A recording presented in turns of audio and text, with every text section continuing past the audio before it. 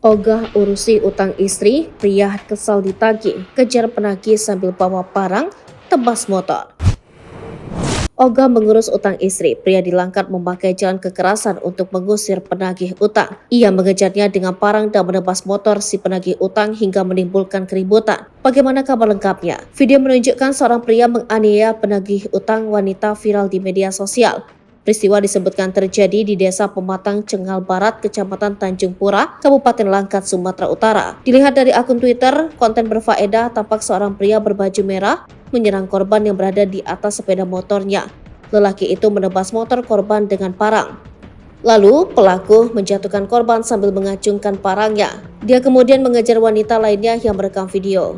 "Pak, gila ya, tolong, woi gila, tolong pak," ujar perekam video minta tolong. Kasih Humas Polres Langkat, Ibtu Rajendra Kusuma mengatakan peristiwa dalam video viral itu terjadi Sabtu 9 Desember 2023. Bermula saat korban DY yang merupakan petugas koperasi mendatangi rumah pelaku inisial S untuk menagih utang istrinya. Korban datang ke rumah S untuk menagih angsuran utang istri S yang selama 1 minggu ini belum dibayar, di mana diketahui bahwa istri S memiliki utang di salah satu koperasi simpan pinjam tempat korban DY bekerja, ujar Rajendra. Kata Rajendra, saat DY mendatangi rumah S, ternyata istrinya sudah seminggu tidak berada di rumah.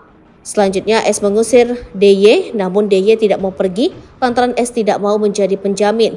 Karena DY tetap tidak beranjak pergi, S emosi dan masuk ke dalam rumahnya untuk mengambil sebilah parang. Selanjutnya S kembali keluar rumah dengan nada emosi. S membacok sepeda motor korban yang mengakibatkan sepeda motor korban rusak dan terjatuh bersama korban, ujar Rajendra. Saat itu S sempat bangkit dan berlari, namun kembali terjatuh saat dikejar DY. Pada saat terjatuh, S memukul pipi kanan DY dan memukul dada korban dengan menggunakan sikunya sehingga pipi kanan korban bengkak dan dadanya terasa sesak, ujar Rajendra. Selanjutnya DY melaporkan peristiwa ini ke Polsek Tanjung Pura. Polisi langsung bertindak dan menangkap pelaku. Download Tribun X sekarang, menghadirkan lokal menjadi Indonesia.